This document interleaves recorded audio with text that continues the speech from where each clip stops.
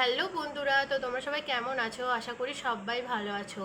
তো কালকে রথ উৎসব, মানে আজ বুধবার, কাল বৃহস্পতিবার, কাল হচ্ছে 16ই জুলাই আর আজকে হচ্ছে 15ই জুলাই। তো কালকে রথ উৎসব শুরু হচ্ছে। তো শাস্ত্রমতে অনেকে বলে থাকে যে এই 5টি খাবার তোমরা খেতে পারবে না। তো আমি আমার মতে শেয়ার করছি না, আমি তোমাদের সাথে শেয়ার করছি শাস্ত্রমতে তোমরা কি কি খেতে পারবে না আর রথযাত্রার শুভ সময়। ঠিক আছে? তো কাল যেহেতু পবিত্র রথযাত্রা, তো সেই দিন তোমরা ভুলেও এই 5টি খাবার খাবে না। শাস্ত্রমতে বলা হয়ে থাকে জীবনে নেমে আসবে, যদি এই 5টি খাবার খাও তাহলে চরম বিপত্তি নেমে আসতে পারে। তো অশান্তি, কলহ, রোগ যন্ত্রণা, কষ্টে ভুগতে হবে সারা বছর যদি তোমরা এই 5টি খাবার খেয়ে থাকো। তো রোগের জ্বালায় উপার্জনের অর্ধেক টাকায় চলে যাবে চিকিৎসার পিছনে, পরিবারের সুখ শান্তি নষ্ট হবে, প্রভু জগন্নাথের কৃপা ও আশীর্বাদ থেকে বঞ্চিত হবেন। এখানে বলা আছে শাস্ত্রমতে যে যদি আপনারা এই 5টি খাবার খেয়ে থাকেন তাহলে প্রভু জগন্নাথের কৃপা ও আশীর্বাদ থেকে বঞ্চিত হতে পারো।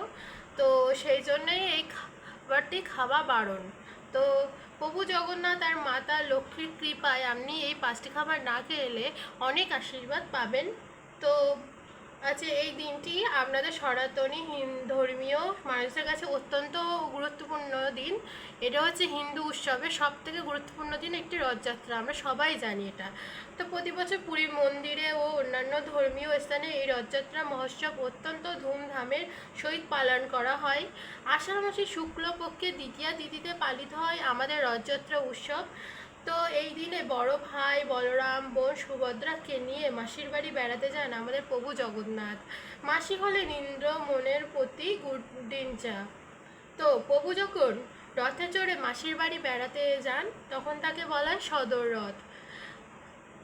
রথ। আর মাসির বাড়ি থেকে 8 দিন থাকার পর যখন নবম দিনে পুরীর শ্রীমন্দিরে ফিরে আসেন তখন তাকে বলা হয় উল্টো রথ বা ফিরতি রথ।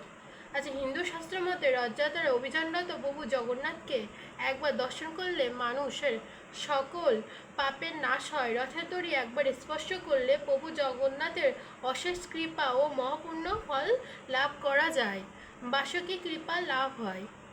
আচ্ছা, এছাড়া রথযাত্রায় একবার অংশগ্রহণ করলে প্রভু জগন্নাথকে রথের সাথে সাথে চললে মানুষের ইহলোক পরলোকের সমস্ত দুঃখ কষ্ট দূর হয়, মানুষ গঙ্গা স্নানের পুণ্যফল লাভ করতে পারেন। তাই বুঝতেই পারছেন বন্ধুরা এই দিনটি কতটা পবিত্র আর কতটা পুণ্যফল।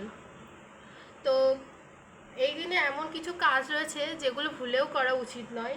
যেমন কিছু খাবার রয়েছে যা আমার আর খাওয়া উচিত নয়, সেটা আমি বললাম। তো এগুলো আপনি খাবেন না। তো যদি জগন্নাথের কৃপা পেতে চান তো অবশ্যই এগুলো খাবেন না, সেগুলো আমি আপনাদের সাথে শেয়ার করছি। তার আগে বলে রাখি কবে রথযাত্রা হচ্ছে, মানে কাল রথযাত্রা হচ্ছে, শুভ সময় কখন। তো 2026 সালে রথযাত্রা হচ্ছে 16ই জুলাই 2026, আর বাংলার 31শে আষাঢ় 1433 বৃহস্পতিবার পড়ছে, মানে এই দিন। আর রথযাত্রার দ্বিতীয় তিথি শুরু হচ্ছে 30শে আষাঢ় 1433, বাংলায় 15ই জুলাই 2026। তো বুধবার দিন দুপুর 1:47 থেকে দ্বিতীয় তিথি সমাপ্ত হবে, ইংরাজির 16ই জুলাই 2026, বাংলায় 31শে আষাঢ়। বৃহস্পতিবার সকালে 11:46 সর্বপ্রথম আমরা জেনে নেব এই প্রথম রথযাত্রার দিনটা আপনারা কীভাবে পালন করবেন ও কি কি কাজ করবেন না। তো সর্বপ্রথমে আমি বলে রাখি, দেরি থেকে কেউ ঘুম থেকে উঠবেন না। এই দিন খুব সকাল সকাল ঘুম থেকে ওঠাই ভালো, বেশি বেলা করে ঘুমাবেন না। সকালবেলা ঘুম থেকে উঠেই প্রভু জগন্নাথ ভগবান শ্রীকৃষ্ণকে স্মরণ করে নেবেন, ভগবানকে দর্শন করবেন।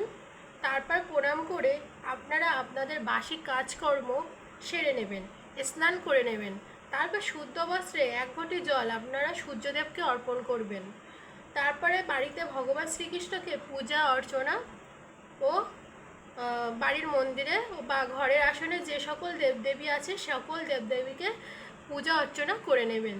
বাড়িতে যদি আপনার প্রভু জগন্নাথ, বলদেব, সুভদ্র দেবীর মূর্তি চিত্রপট থাকে অথবা ভগবান শ্রীকৃষ্ণকে গোপাল সোনার মূর্তি থাকে তাহলে এই দিনে আপনারা স্নানাভিষেক করিয়ে নেবেন, সুন্দর করে সাজিয়ে নেবেন। আর নতুন পোশাক পরাবেন, ফুলের মালা পরাবেন, শ্বেত চন্দন লাগাবেন, সাদা ফুল হলুদ ফুল দিয়ে সাজাবেন। সম্ভব হলে অবশ্যই একটি পদ্ম ফুল নিবেদন করবেন। তারপরে ফল মিষ্টি মিষ্টান্ন ভোগ নিবেদন করবেন। ভোগে তুলসীপত্র অর্পণ করবেন। তুলসীপত্র প্রভু শ্রীচরণে অর্পণ করবেন। তারপর আছে ধূপ দ্বীপ প্রদীপ জ্বালিয়ে আপনারা আপনাদের পুজোটি সম্পূর্ণ করবেন। এই দিনে আপনারা যে যে কাজগুলো ভুলেও করবেন না তা হলো, এই দিনে আপনারা কারোর সাথে ঝগড়াঝাটি অশান্তি বিবাদে জড়াবেন না, কাউকে বাজে কথা কটু কথা বলবেন না, কারো সমালোচনা করবেন না। তো এই দিন আপনারা যদি গরিব দুঃখী অসহায় ব্যক্তি আসে তাদেরকে খালি হাতে, মানে এই দিন যদি কোনো গরিব দুঃখী অসহায় মানুষ আপনার বাড়ি আসে কাউকে খালি হাতে ফেরাবেন না। এছাড়া এই পবিত্র দিনে আপনি যে কাজগুলি ভুলেও করবেন না তা হলো, এই দিনে কোনো জঙ্গল আগাছা সাফ করবেন না, মানে কোনো গাছপালা আপনি কাটবেন না। গাছেদেরও জীবন আছে, তাদেরকেও তাদের মতো থাকতে দেবেন এই দিন। তো গাছের ডাল কাটবেন না, গাছের পাতা অনেকে গিয়ে ছিঁড়ে নেয়, এগুলো করবেন না। তো বন্ধুরা চলুন এবার জেনে নেওয়া যাক এই পবিত্র রথের দিনে আপনারা ভুলেও কোন খাবারগুলো আপনারা খাবেন না। তো এখানে শাস্ত্র মতে বলা আছে যে আমরা যে আমিষ খাবার খেয়ে থাকি সেই আমিষ খাবারগুলো আমরা খাবো না, যেমন মাছ মাংস ডিম পেঁয়াজ রসুন মসুরির ডাল ইত্যাদি, এই আমিষ খাবারগুলো আমরা খাবো না। এছাড়া এই দিনে কোনো প্রকার সামুদ্রিক মাছ সামুদ্রিক প্রাণী রান্না করবেন না, এদিন রান্না করতে নেই এখানে বলা আছে। তবে অনেকে মানেন না, কিন্তু অবশ্যই মানার চেষ্টা করবেন। মানে শাস্ত্রমতে বলা হয়ে থাকে যদি আপনারা না মানেন আপনাদের আর্থিক কষ্ট আসতে পারে, আর্থিক উন্নতিতে বাধা আসতে পারে। তারপরে কলমি শাক লাল শাক এগুলো খাবেন না। হিন্দু ধর্মীয় শাস্ত্রে কলমি শাক ও লাল শাককে তামসিক খাবার বলে গণ্য করা হয়। তো তামসিক খাবার বলে যেহেতু গণ্য করা হয় তাই লাল শাক আর কলমি শাক খাবেন না। এই শাক গ্রহণ করলে পেটের নানা রকম রোগ জ্বালা যন্ত্রণার শিকার হতে পারেন, ঠিক আছে? তাই এই দিন ভুলেও আপনারা এই খাবারগুলি খাবেন না। যে খাবারটি আপনি গ্রহণ করবেন না আরেকটি, সেটি হচ্ছে পটল। এই দিন আপনারা পটলের তৈরি রান্না করা কোনো খাবার খাবেন না।